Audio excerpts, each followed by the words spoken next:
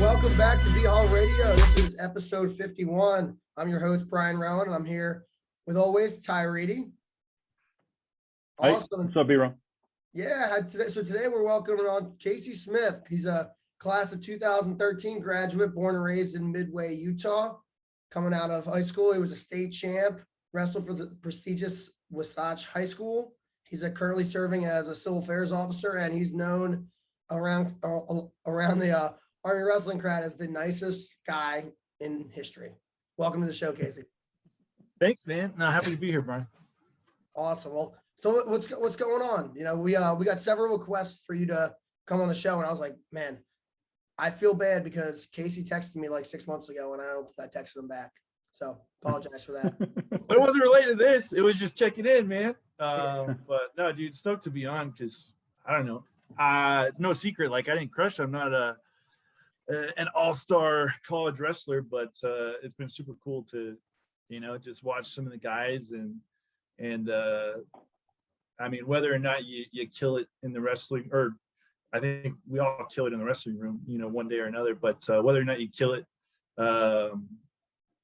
in college wrestling, the relationships are just as strong and the ties go just as deep. So it's been cool to stay connected, and I definitely still part of the family. Yeah, and I mean, you couldn't have said it better. I mean, we're not on here to get all the the best wrestlers of all time from Army, on back-to-back episodes, all the time. We're trying to really build the the network between everybody and keep everybody connected. And that's why we always close the show with asking who people want to hear, because people will listen and they want to hear guys that they either want to know more about from other generations, or guys they haven't talked to in a while that their classmates are around their classmates. So this will be fun. I'm excited for the next hour or so. Yeah, the different experiences, get people on different life paths and everything is what it's all about. And we obviously get that tenfold at West Point more than any other program. So it's the beauty of it, I think, in my opinion. Yeah. So Casey, let's hear what you're up to now. Where you live and what you're doing. You're still in the Army? Yeah. Yeah, man, you might not be able to tell, but so I'm still on leave, which is why I can grow this nice, nasty red beard out. But I am still in the Army, currently living in Salt Lake City, Utah. I got accepted to teach Spanish at West Point, and as part of the deal, become a participant in the Advanced Civil Schooling program, which, once you get accepted, you apply to different universities, and really wherever you get accepted, you can go to. So it's been a while since I've been back in Utah, and wanted to come on back. So applied to the University of Utah, Brigham Young University, and got accepted to the Latin American Studies program, which seems a little bit more fun than language pedagogy is what they had at BYU. So here in Salt Lake, starting classes on the 23rd of August, and yeah, man, just enjoying it. It's been a good stretch. Had, I guess, almost 2 months of leave, and it's been awesome. So the Army takes, but the Army gives as well. So what does that mean, Casey? Which level, do you know right now which level of Spanish you're going to teach, or is that based on your proficiency coming out? How do they determine that, or just openings in the department? Yeah, honestly, I don't know. I think just the basic Spanish, right? So I'll be teaching likely the yucks. Whether or not I do that the whole 3 years is unknown to me. But yeah, that's kind of what I signed up for, was just the basic Spanish. And it's kind of neat, right? Because everybody at West Point is required to take a foreign language. I think guys like me cross their fingers and really hope for Spanish or Portuguese, and not something crazy like Chinese. But yeah, so I'll get some of those knuckleheads. Yeah. I was one of those guys praying for Spanish, because I pretty much only learned how to say El Baño, por favor in high school, and they gave me German, and it was a complete disaster. I didn't realize. I thought we picked it. I took Spanish as well, and I had like 4 years of Spanish in high school, and or 3 years of Spanish in high school. I was terrible at it, and I remember just getting it. Like, no, man. Preferences, right? You put in preferences, but there's some kind of evaluation. So dude, I don't know. Isn't there? No, how it was for me is I remember it vividly. So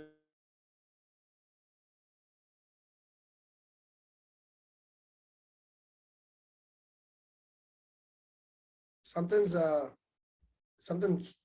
They said even if you fail the written proficiency test, if you took 2 years of that language in high school, it doesn't matter how you perform on the written test, you got to go to the oral. So I'm sitting there, and it was 2 at a time, me and some other new cadet, and this kid and this instructor just rapping back and forth in Spanish, and I'm like, no comprendo, sir. And he got pissed. He was like, I know I haven't told you to fail this on purpose so you can get Spanish 101. I'm like, no. He's like, fine, German. I'm like, damn it. Tricks on you. Oh. Yeah. I don't remember it being that thorough, but I don't know. I don't remember ever taking a kind of test. I mean, they would learn quickly that I don't know anything, but. Yeah. Anyway, back to you, Casey. Just here in Salt Lake. So that's an awesome, you're going to love it. I went back as a TAC, so obviously I have half the brain that you do, but you're going to love it, man. You're going to really, really enjoy it. It's the best thing. It's a really good program. So congrats on that. Better the second time around, huh?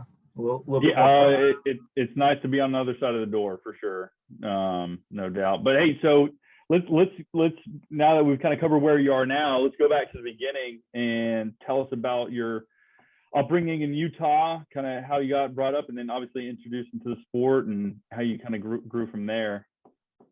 Cool. Yeah. So, I mean, when my parents were in college, or when my father was in college, they had 2 kids. So I was a BYU baby. Those are pretty fertile grounds there in Utah Valley, Utah Valley. Lots of babies. But when my dad graduated, he was from the East Coast. He grew up in Long Island, New York. So I think he picked a couple of jobs, applied to them, and we started, for the East Coast and made it to Michigan. And he was accepted, and we stayed in Michigan for a couple of years, then Idaho, and made it back to Utah when I was getting into first grade. So from first grade on through high school, I grew up in the same small town, Midway, Utah. The high school is actually in Heber City, but it's all in the same valley. It's a cool place, really cool place to grow up. At the time, it was rural. It's still pretty rural, but it's like blown up. Now that I'm coming back, lots of like money rolling in there. It's kind of making it almost like a new Park City, which is just on the other side of the mountain. But yeah, I mean, I think part of the reason my parents moved to Midway, one, it was kind of close to Salt Lake, which is where my father was going to work. It was like 45 minutes, but they'd also heard about the wrestling. And so wrestling was a part of my mother's family. My grandfather was the first state champion for Delta High School, which is a small school, down central, further south in Utah. And then he coached for a lot of years, and he was a Hall of Fame coach, like did pretty well. And so my uncles wrestled. And then actually my father also wrestled, I think, for a year in high school, but he really had to work most of his high school years. So for that reason, I think he was super supportive of us. When we wanted to wrestle or to do things, he definitely enabled us to do so. But because of that, I mean, we started super young. Yeah, like 5 or 6. And I say we, my brothers, I got an older brother, Jordan, who's like a year and a half older than me, and the younger brother, Ethan, and then some other siblings. But yeah, we started really young. And then there in the Valley, there's a feeder program, right? Super small. It's called Little Wasp. And just about everybody in the Valley goes through Little Wasp, whether or not, you're going to grow up and wrestle in high school. I think just about every kid, or at least at the time, went through that program. And I think the roots of a really good program starts with the Little League. So that we had that going for us. And then, of course, solid junior high or middle school, junior high, and then the high school. The high school is just an awesome program, and I think that historically there were good wrestlers. You get some of those farm folks that are just hard-nosed, tough dudes, and they did well over the years. And then I know when Steve Sanderson coached, he coached his boys, and they were outstanding. And I think that's probably when they started to get some like national recognition. And so won for a lot of years there. And then even after the Sanderson boys, Cody, Cole, Kale, there were some more a really good streak of wins. So when I was in high school, I mean, we won 2 or 3 years in a row before I got into high school, and then we won every year I was in high school, and just continued that on, and they continued to be successful. So just really great program, and probably great, a lot because the community support, because they enabled us to go to cool places. I mean, we traveled all over the country as a team, and we're able to get to some of the best competition that way. That's awesome. That's great. So did the Sanderson, were they at that high, did they go through that high school, or did the little kids program, or what? Or both? So, yeah, I mean, the little kids program is Little Wasp, but the high school, right, Wasatch High School is where the Sanderson boys went to high school, and that's where Steve coached them. So Steve Sanderson, Papa Sanderson, was the coach. And yeah, I mean, he coached his older boys, and then Kyler, they left the Valley for a little bit and then came back. So my freshman year was Kyler's junior year, and that's when Steve came back and he was assisting. So he wasn't the head coach, but he assisted my freshman and sophomore year, which is when Kyler Sanderson was on the team before he went off to Iowa State with his brothers, and then later transferred to Penn State. Gotcha. Yeah. So were they so how did the club work with, were any of the Sandersons involved in the club, or obviously the feeder programs, feeder program had success and led into the club. I was over at, me and Ty and the Simpsons got together this past weekend, and we were talking about, how to make successful clubs and ties to high schools and things like that. I feel like a lot of times those things are hand in hand. Would they have a hand in Little Wasp? Yeah, so Little Wasp, actually, I mean, the high school kids, almost like I remember, the program that West Point was running, right? The Little League program. You had some of the guys on the team. I remember staying and doing some of the practices, but that's how Little Wasp worked. It was, dads, and then I can't remember if we volunteered or we were voluntold to help out, but I know, the wrestlers helped out with that program. And it was just a couple times a week during the week. And I think it was during our preseason. And then on Saturdays, they would have little wrestling tournaments, and everybody would win and get a sucker. But it was just the exposure, right? But freestyle and Greco were a huge part of also the success. So that, I remember Steve Sanderson was a big part of our freestyle and Greco wrestling. So there was wrestling with school, but then there was the Wasatch Wrestling Club. And that was just, the local kids training for Greco and freestyle. I think a lot of that was, the high school coach also supported that. But I remember, young coming up, Steve was always a part of that. And then even when we were in high school, and I can't remember, it was probably still part of it, but I remember Steve had a club, the generic wrestling club, and there was 6 of us or something. It was just me, my brother, some of my best friends, and we just would train and go smash people, and it was pretty fun. So as far as success of the program, yeah, a lot of people volunteering tons of time, Steve and Coach Disher, Kelly's, lots of local folks who had wrestled. They just gave back. And I think that was the key to the success of the entire program. Just a lot of people contributing their time and effort. That's Gotcha. great. Yeah. So yeah, so you went, so I think BHAW introduced you as as a state champ, but you're a 4-time finalist. Sad days, man. Yeah, man. I mean, 4 times. I mean, that's 4 more than most people. So that's pretty awesome. So obviously you had a great coaching and all that, and was it always a goal of yours to go and wrestle in college, or did that come later, and why? And talk us maybe through the decision process, recruiting process, and then why you ultimately chose West Point.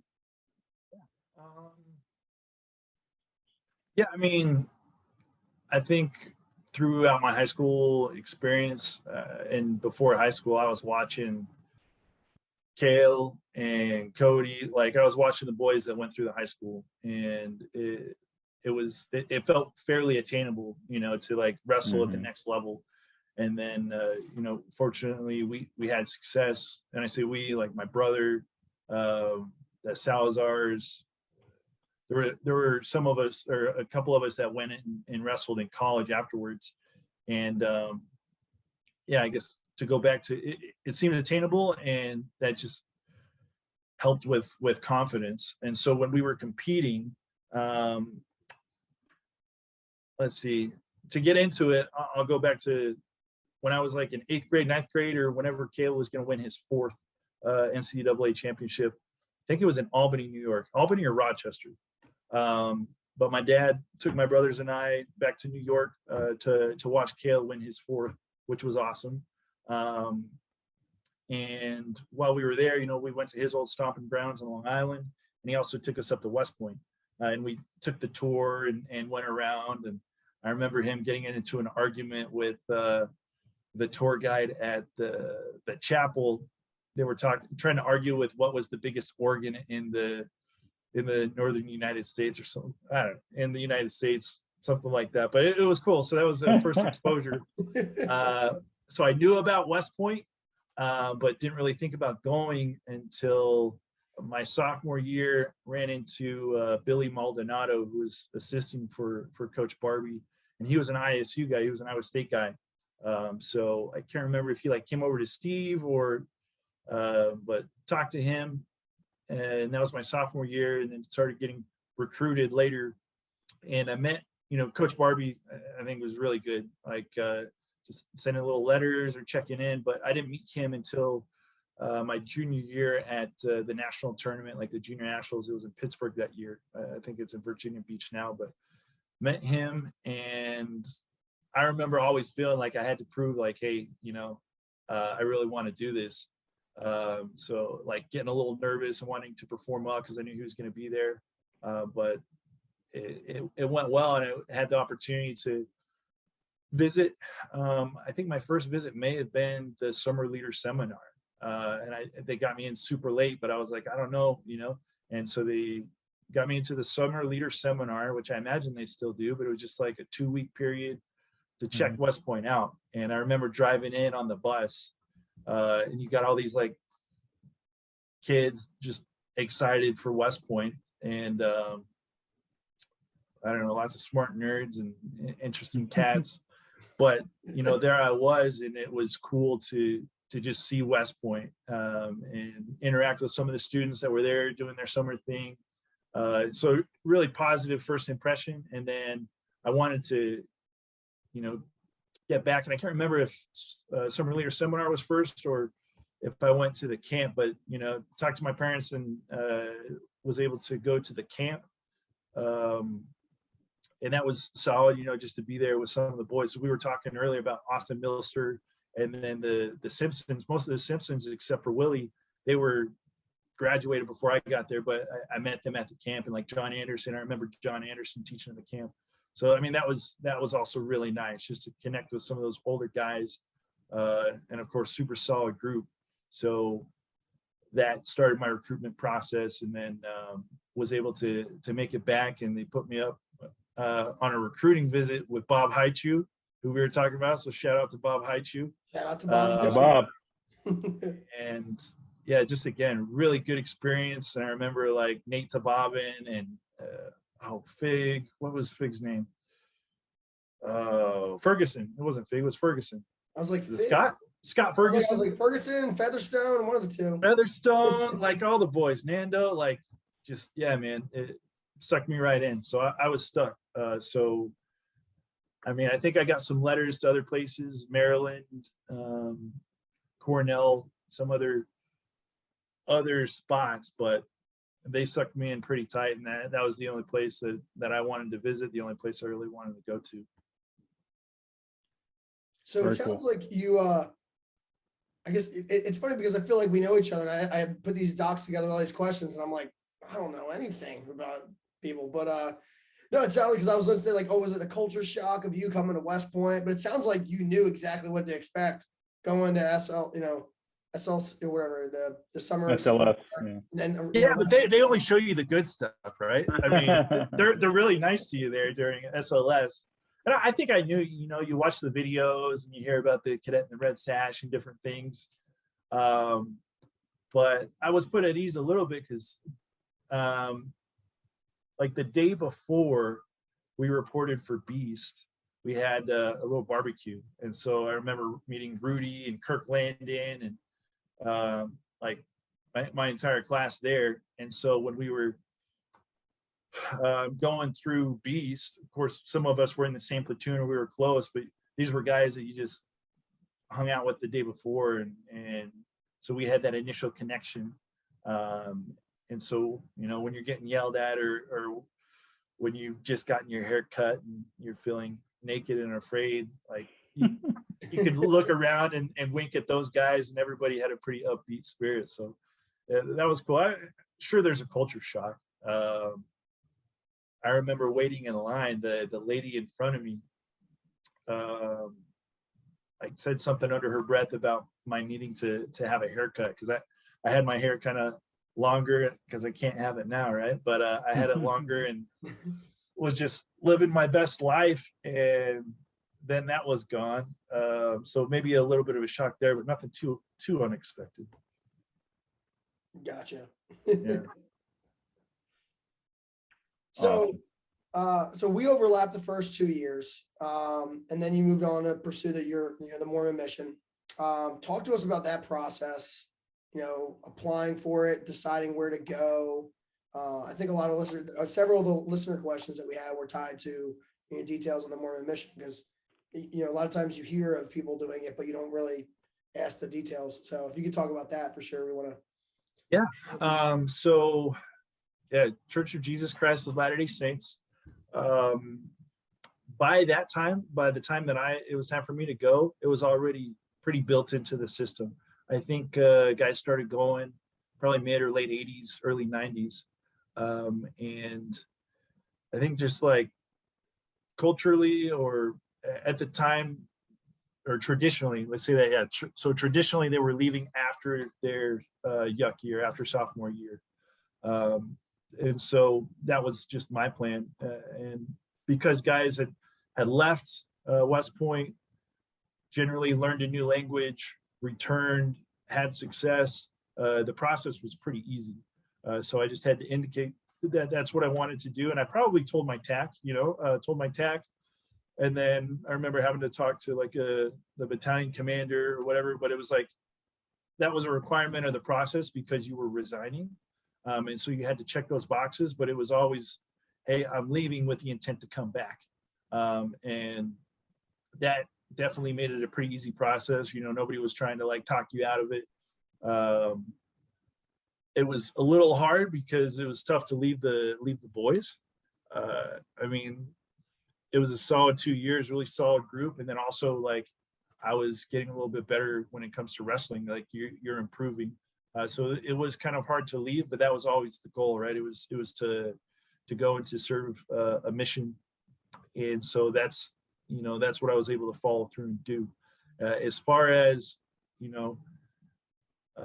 like picking where I went, you just submit your packet and you put a little bit of experience. So I think I put, that I had Spanish in high school and in college, but I wasn't like the best college Spanish speaker. I think I got like B's, maybe probably not a C, but got like B's in Spanish there at West Point. But then you get a letter back and it says like, hey, congratulations, you've been called to serve in the Guayaquil South Ecuador mission. And that's it. Like you don't get a pick. And so I then, resigned, and I've got my little certificate that says like honorable discharge from the Army, the whole shebang. So you're completely gone. But I stayed in touch a little bit. I think a couple letters with the boys coach, checked in every now and then like a year and a half out, because it's generally 24 months, 2 years. So it was probably before a year and a half, probably about a year out is when I started like to reapply, which I did have to do, but I don't recall it being as painful as the first time, and maybe it was just because I had a lot of the stuff already done. But I did have to retake the PT test. I remember we had to like get a taxi to mark out, you know, what a mile was and run that and do different things to meet the requirements. But yeah, reapplied. And with the reapplication, I think one of the most stressful things is that nomination, right? But the first time I got one nomination and probably by the skin of my teeth. The second time, like everybody knew that I had already completed 2 years. So I got the nomination pretty easy, and it wasn't that bad to get reaccepted. I didn't realize you get another nomination. That's what's that? Yeah, I did have to get another nomination. Yeah, I had to get another nomination because like I think the process was entirely new, right? So I had to start at scratch in a way, but having the credit of already done 2 years, and then especially, you know, with a state like Utah where they have probably a lot of the guys from Utah that go to the academy may leave and serve a mission, just because of the number of members of the church there are from here. It was pretty easy. But a little plug that I'll throw in there, like I remember coming back to West Point and going through this like in processing, me and the other guys, there were 6 other dudes that had left and served missions. And there was another guy or 2, I remember at least one other that had also left. He wasn't a member of the Church of Jesus Christ of Latter-day Saints, but he left and just kind of took like a hiatus. And I think he went to Africa. I can't recall if it was a year or 2, but I mean, that just tells me that the option is open, and it's not just, you know, members of the church. It's if you've got that calling, or I don't know, maybe in certain cases like Olympics or different things, you could probably go that route. You know, I think the sky's the limit, but that certainly allowed me to accomplish a goal that I had set, and then was able to come back. So do you, is it funded by your church, like your hometown church, or is there like a society that like a national like kind of fund that does it, or do you have to apply for scholarships for those? Like, how is that all orchestrated? Yeah, so there is a general missionary fund that folks can contribute to, or when you're in your like local congregation or your local ward, members can contribute to the ward missionary fund. But part of the deal is like, or part of, I guess the deal, those who are able to pay for it themselves. So like I was saving money and had intended to pay for it myself. And so you contribute to, you know, where your local congregation is, you contribute to the ward missionary fund to like pay, I can't remember how much it is. I don't know, for Americans, it's probably like $500 or $600 a month or something like that. There's some kind of mark. But yeah, if your family's able to, you do it yourself. And although I had intended to do it, like my parents covered that so I could save the money that I was saving up. And other folks I know, like a cadet at West Point who left from West Point. I think he was baptized while he was at West Point and wanted to go on a mission. Like I remember contributing to that. And it's pretty easy to do so. That way, when you're out there, it's like, you know, at least I remember like, hey, the thought was I was paying for this, so I'm not going to goof around. I'm not going to, you know, get sent home or something, because there are different rules, pretty strict actually, like not going to the movie theater or watching TV or hanging out all too much. Like your intent is to be there, and it's a proselyting mission. So you're talking to people about the church and sharing with them principles that, at least in my situation, enabled me certain opportunities and happiness, or, you know, an understanding that definitely blessed my life. So it was something that we wanted to share. But yeah, pay for it. But if you can't, like, there's always there's people that look out for you. That's awesome. So so I can't imagine, you know, I'm one of those guys that put my head down and like get this done with, which is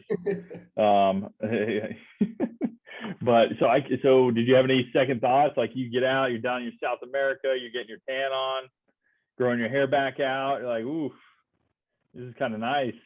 Don't know if I want to go back. Did you ever have any of those thoughts? A little bit, but not too much. Like I Yeah. remember, and so at the time, missionaries can call their families now, I think, on a weekly basis. At the time, we couldn't. So you talk to your family like on Mother's Day, on Christmas. When I started the reapplication process, I got permission to make a few phone calls. And one of the folks that I talked to was Colonel Messett. And just to, check in with him, see how things were going. And he was a huge part of my support system the first 2 years. And so like I think mostly just wanted to check on myself, like, hey, if I'm still down for this. But I remember feeling, pretty confident and excited to get back. I think I was aware that there was a change, like in coaching, that Coach Barbie had gone elsewhere, and Coach Heskett was there, but I, knew of Joe and was excited to get back. A little tiny part of me, like I remember, so Debbie Sanderson, I think Kale and the boys had moved to Penn State at the time, and a small fraction of me was like, you know what, maybe I should just go to Penn State. But I don't know if I would have even made the team, right? So I went to West Point knowing that, like, hey, we've got solid folks there. I had a solid experience, and the program seems to still be in good hands. So I went back pretty excited. Were you able to like work out over there, or like, I'm sure you maybe not like have wrestling mats, but are you're like hand fighting on in the dirt, something like?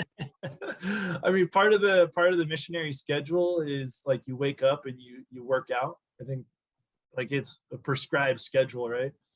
So I think it was 6:30 to 7 or 7:30 was time to work out. But I wasn't like killing it. And then the last year of my mission, I was in different leadership positions. In the last 6 months, like I was super busy and just remember missing a lot of meals. And of course, getting sick and different things like that happen, and good old South America, So when I came back, I was 141 pounds. I was super skinny. What was your weight class? We didn't even touch on that. Yeah, So the first 2 years, I was 141 pounds. So I was there, behind Matt Kyler. And then when Matt moved up, was there with Casey Tom and with Willie. But yeah, wrestled 141 and came back, 141.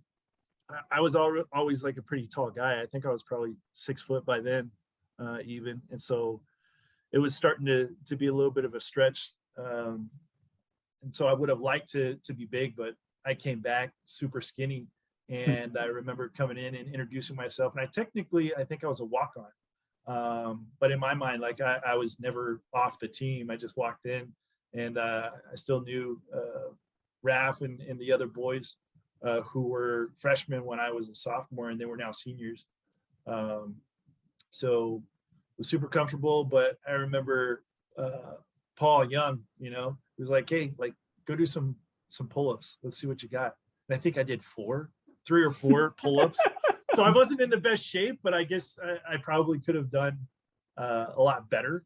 I know of like a football player or two, and they're able to, or Matt Brown, right? So Matt Brown, Penn State, Utah boy who won a national championship, and he worked out and stayed in shape and was able to do it. But I guess he was just more diligent than me in that aspect. So possible, but yeah, I did not kill it. I was still in okay shape. Like I could run pretty well, run like a gazelle, but probably should have been working on my strength. So you rattle off some pretty, some studs there. So I guess, talk us through just briefly your, so you were behind Kyler the first few years. So then you go on your mission, you come back, and then in the room is Willie and Casey, Tom. Well, so they were there. My freshman, sophomore year was, Matt Kyler and then Willie and Casey. When I came back, it was Connor Hannafy. But I mean, I guess Connor did get hurt. But by the end of the year, I was the guy that went to EIWA. So he and I had traded. I think we started on and off throughout my junior year. But I still got to go back to the JV circuit that I was pretty familiar with. My first 2 years. I'll throw it in there. I did really well my sophomore year, but it was on the JV circuit. But it still like gave me the confidence that, hey, there's some other guys in college that I'm like beating pretty handedly, and I was feeling pretty confident. Yeah, that shots fired at Matt Kyler and Dick Starks, because you had a higher winning percentage than they did. Yeah, man, I don't know, but of course the quality of folks certainly should be considered. Although I mean, there are tough dudes everywhere, and I'm sure some of those guys went off and did great things after I left. But I came back from my mission, right, and so I went back to those tournaments, and I remember I feel like I was starting to gain some ground and went to the Penn State Open, right, and I guess a little bit of a sidebar, right? So I went to go check my weight and stepped off the scale, and good old Dave Taylor was like, "Casey, what's up, man?" And I was surprised that he remembered me, David, going back to like Wasatch Wrestling, right? And because it's a good program, you get different folks from all over that sometimes are on vacation or that come by. And I can't remember how young we were, but we were all pretty young. Dave was a super skinny little dude, and I think they were living in Wyoming at the time, but came over and wrestled with us, and we were pouncing on him, me, my brother, and Jake Salazar, and it was, it's interesting to look back because now he's winning gold medals and doing great things, but he's doing that because he worked his ass off, even from when he was young, but he was always finding tough competition. And that was cool. So shout out to USA Wrestling, Dave Taylor and the rest of the crew killing it at the Olympics. But yeah, so he said, what's up? And that was cool. But then I actually did pretty well. I think I ended up 5th at that tournament, just like started feeling it again, and had a good year. So again, I was faced with another tough decision to leave the boys. At the end of that year, I think I got surgery on my foot. I had a bunion. If you don't know what a bunion is, look at your grandparents' feet, and that's bunions. Like the toes kind of going out. But I had a bunion on my right foot that actually hurt a little bit. So I had it operated on, and then was rehabbing. And the Spanish department, or one of my Spanish teachers, was like, "Yo, do you want to go to Chile? Abroad?" And I told him no the first time, and he came back and asked me again, and like later on in the year, and I was just thinking about it. And for whatever reason, the third time, I felt like it was something that I should do. So I just went for it. And there I was, at the end of my junior year, having kicked off some of the rust and started to like get back in shape and feeling pretty good. And then I made a decision that probably wasn't best for my wrestling, but for whatever reason, I don't know, maybe I just need another break from West Point. I did 2 years, took a 2-year break, did a year, took a 6-month break. But yeah, ended up going to Chile for 6 months, like from June, July to December. So missed and that was my senior year. And that, like, I still kind of had it in my mind, like, no, I can still do it. I can come back and do all right. But that was something that I wanted to do. So I did judo while I was there. And they actually like had me represent their judo team. They had this, I guess it's similar to the All Academy tournament, right? So you have the naval, and this is in Chile, right? But you have the Naval Academy. They have like this school for the police, and I think another one. And the police were pretty good, and they had a black belt that was in my weight, and like during the team competition, just like a dual tournament. So you send out your guy, and the points were close, and I had this black belt dude.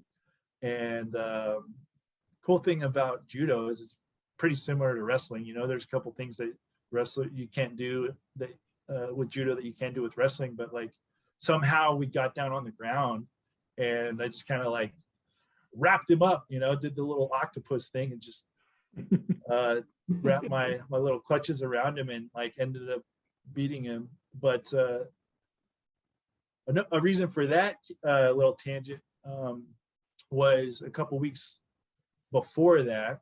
And the reason, that I appreciate that I actually did make that decision and go to Chile was, we found out that my father was sick. Got a call one night from my brothers, and my father was there, and they told me that he was diagnosed with stage 4 colon cancer.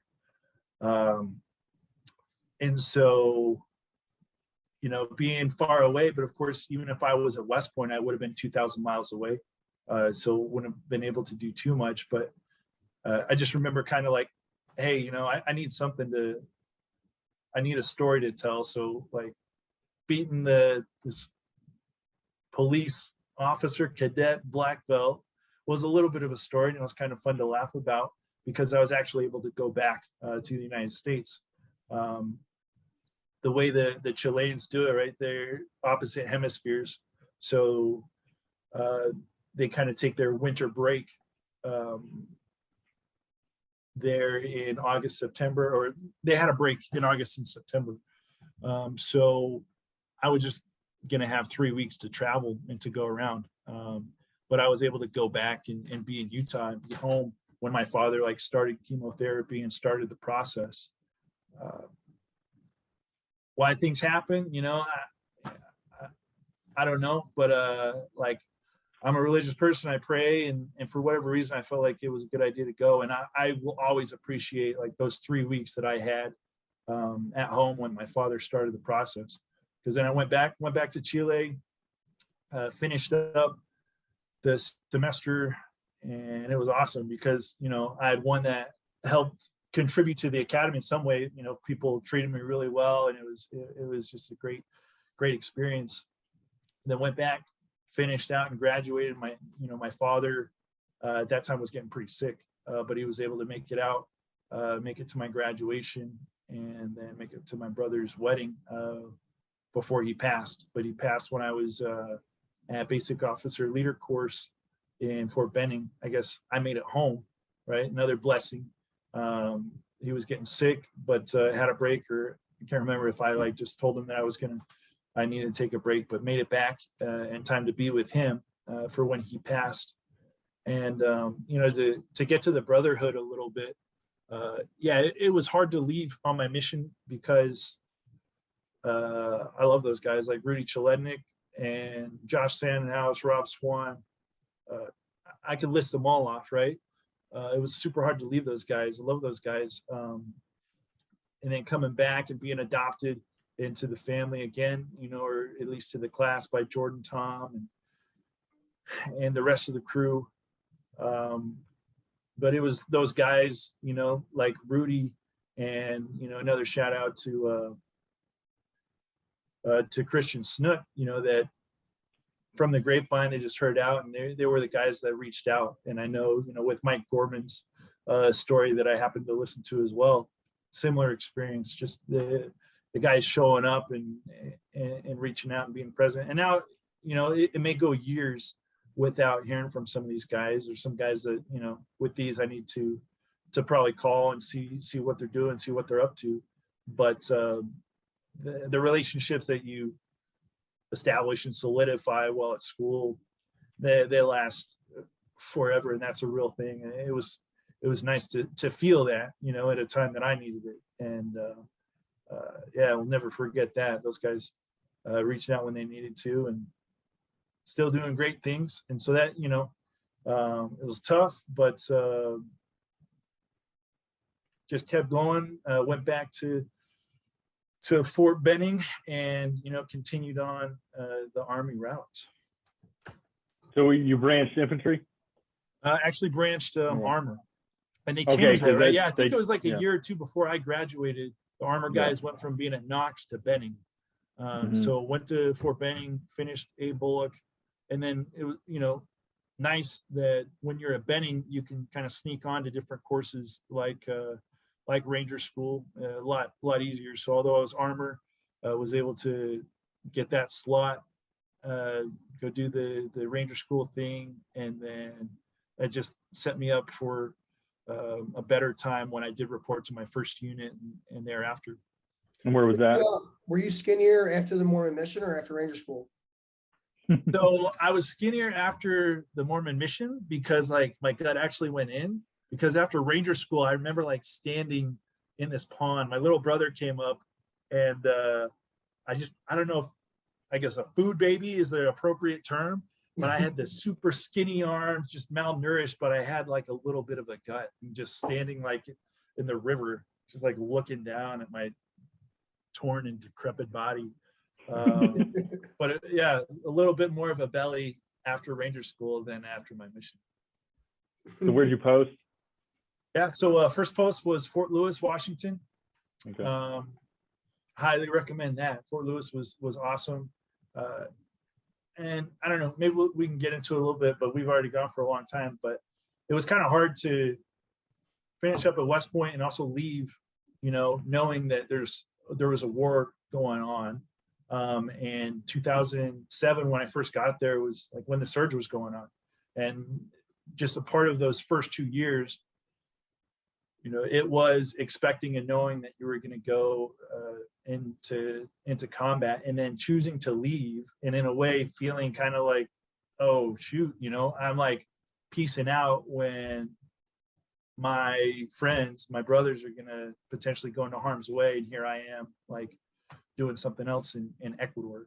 But I bring that up because of that 2-year gap. When I graduated, I went to Fort Lewis, and I think Second ID had just come back from a deployment, maybe to Afghanistan, and so we weren't on the docket to deploy anywhere. Ended up doing a deployment, pathways deployment to Malaysia and Thailand, and then in that process started looking for the next step, which was I'd planned to do special forces because, hey, speak Spanish, like I want to keep speaking Spanish, and the goal from when I was a cadet, because of my experience as at Chile, like meeting some of the foreign area officers, was to be a FAO. So it was like, hey, what can I do with the language? What can I do to stay in the region? So I went to this special forces briefs and found out about civil affairs, because I think the civil affairs brief was right after it or something like that. And so when we came back from the pathways deployment, I went to selection, was selected for civil affairs, and then transitioned to Fort Bragg, North Carolina for the civil affairs pipeline, and then was stationed there at Fort Bragg with the 98th Civil Affairs Battalion, which is aligned with Latin America, South America, Central America, and the Caribbean. Nice. Did you deploy at all with in your civil affairs unit? Or what was your kind of like role? I know it can be pretty broad sometimes in the mission set. What was your kind of role throughout your time as a team leader? Yeah, so fortunately I was able to be a team leader and deploy. I deployed to Panama, and that was when 2018, 19. But yeah, deployed to Panama, and it's interesting mission, right? Because when I was deployed, I was dressed like this most of the time. I don't think I was ever in a uniform. You're in the embassy or we were out and about, and it was more so like working on stability. Civil affairs identifies civil vulnerabilities, which is like, impoverished communities or people that are out of work, and like because they're out of work being recruited by the bad guys. So we worked pretty closely with the police, and we were trying to improve the relationship between the local community and the police, because when you have a more stable country, dirtbags can do less things. And when we have, as a country, when we have more stable partners, then it supports our interests. So that was a really cool deployment, because I got to be a team leader, just me and 3 other guys doing some pretty neat things. Came back because my wife was having a baby, and we had our first child, Nova. So my wife, Shakira Champ, had our first child, Nova, and then 6 months afterwards, we adopted our son, Jaking, who just turned 6. So that's fun. But yeah, I mean, then with 2 kids, I was the Civil Military Operations Center. stayed with the same company, and I was with the same company, I guess, almost 3 years. So I went from being a team leader to the CMOC, which is similar to an XO. Civil affairs companies don't have executive officers, but the CMOC is like the right-hand man to the commander, and there's their majors command. So, I was a captain as a team leader, and that was my like KD time. I didn't have to be a company commander, to meet that time as a captain. And then deployed as like an operations officer to Sotocano, Honduras. And that's where, we have a special operations command forward there in Honduras under SOC South. So we were there as a headquarters element, getting our boys whatever they needed, and also establishing some relationships there with the Hondurans and doing different things. So, did deploy, and that was nice. Deployments as a civil affairs or just within special operations, I think are pretty enjoyable, and I highly recommend it. Appreciate it. Yeah, we got, this is probably a good transition into some listener questions. I probably should have had this one earlier because it chronologically would have made a little bit more sense. But Willie Simpson asked, to talk about when you came back, like maybe the culture of the different eras, because you had one coaching staff and you came back with another one. What was that kind of shift like? If you can think of it, I probably should have prepped you on this one because that's like kind of a thinking question. But good question from Slick Willie. Ooh, no surprise there. Oh, Slick Willie. Yeah, man, I don't know. There was certainly a difference, but what was it? I mean, because the quality of people, like the guys, was consistent. You get solid dudes that are just there for a lot of the right reasons, I think. Of course, Chuck Barbie is a lot different than Joe Heskett. What are the differences, though? I'm dancing around it. I don't know, man. Honestly, well, let's have you sit on it, and I'll ask some easier questions. All right, yeah. We'll come back to that one last because that's a hard one. Matt Kyler asks, "How did he become such a wonderful ray of sunshine in a dark and sad world?" Oh, geez. Well, that's when I was young, Matt. You should talk to me now. I'm a lot more critical and sad, but I was still trying to bounce back. Yeah, man, just good people. I was always surrounded by good people. My mom wrote nice messages to me in my lunchbox when I was a kid. I think that's where it started. Oh, this is it. What else, B-Row? I got to figure out who this is because his name isn't on in the question. While B-Row is looking for that, I'll say every Mormon cadet that I knew, so the Bob High Shoes, I don't know if you know Dave Plotz. He's my classmate. Those are the just two. Really, Austin and Bob were the guys that I knew. I think. It's just every one of them to a T were absolute animals. Like Dave was like top physically in our class, just super good dudes. Now for the soldiers I had when I was a kid, a little different story. Hey, we're people too, man. Everybody, it's interesting, right? Yeah, no, but I just remember almost to a T. Like everyone was just to a person. Everyone was just one of the the best people you ever meet, and just physical studs as well to boot. So it's just one of those things where like unless you go to like of course I don't have experience from undergrad at other universities, but unless you go to some place like West Point or BYU, like there's probably not a whole lot of exposure to that. I was from small town Florida, so I didn't know any Mormons. So it's just another great thing about West Point. Yeah, for sure. Good exposure, and I benefited from that in different ways too. Yeah. People from all over. They bring the best of them, the best of their communities, and you get to mix it up. So, what you got, B-Row? His name is Botero. Last name is Botero. Christian. He asks, "Is Mormon strength real?" I don't Describe know. that, yeah. Yes. Yeah. Why did I hesitate on that? Of course it is. I mean, it was just kind of silly shenanigans. Rudy Chiletic, this isn't a question. He just said, just tell Casey that he says Gus Chiggin says hi. Oh, Gus Chiggins. You know what that's about, Brian. I I do. think you showed that one to us. I don't know if I showed it, but that one goes way back. You ever see this SNL skit, Ty, with Will Ferrell? He plays this character, Gus Chiggins. Trust me, Joshua, you will know. I'm sure I've seen it. Oh man, I still send pictures of lanterns when I see them in stores to like lit and Willie and all them. Man, that'll never get old. It never aired, but it's like, and it's silly shenanigans, but it's funny. Gotcha. That's it from the listener question. So, before we hop off, we always ask, who do you want to hear on the show next? We'll want to hear a few of them because you reeled some people saying, and then you mentioned others, and you're like, I don't know if you want to change your list around. I still want to hear from Rudy. I don't know if Rudy's already been invited, but my official submission is Rudy Chiletnik. And then I'm worried with Rudy because he's so fake negative. I think people are going to take it real. He like tries to act like he's an Army hater, but he's like the best Army officer probably you'll ever meet. He tries to act like he hates Army wrestling, and he listens to every one of these episodes.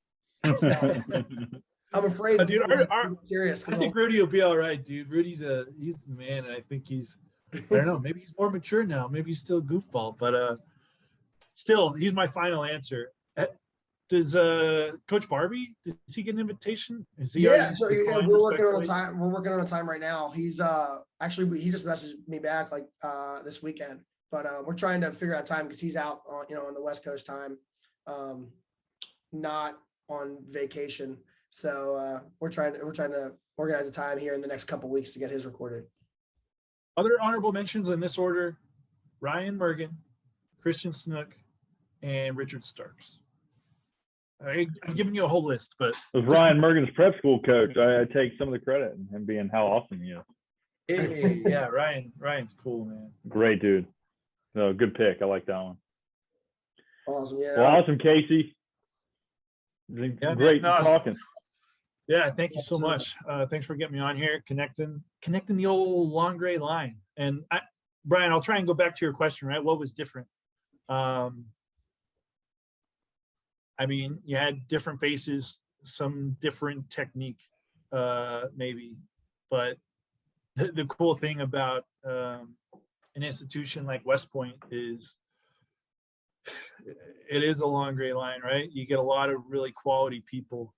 So as much as some things were different, what was consistent was you had people that wanted to succeed, that wanted to be great at wrestling, and that were willing to help you also be great in the different, the different adventures and goals that we had. So now I think that continues, and it's cool to see, with this and with just what Coach Ward and the rest of the boys are doing, that they're just continuing on, man. Always getting better and figuring it out, no matter who's at the helm. Awesome. I'm glad we waited for that response because that was. Got to bring it home, man. Got to bring it home. Yeah, it's good. Well, it was great having you on. Appreciate it. We'll have to catch up more. Keep in touch. But BHAW and have fun at grad school.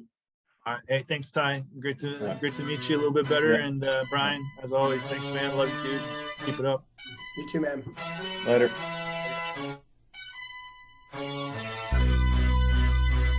Thanks for tuning in to the BHAW Radio Show. If you like what you heard, be sure to subscribe and leave us a 5-star rating on your favorite podcast platform. If there's something you'd like to hear on a future show, reach out to us on any of our social media, Instagram, Facebook, or Twitter. Or you can reach us at email, bhaw.radio@gmail.com. We'd love to hear your thoughts, and as always, go Army, be Navy.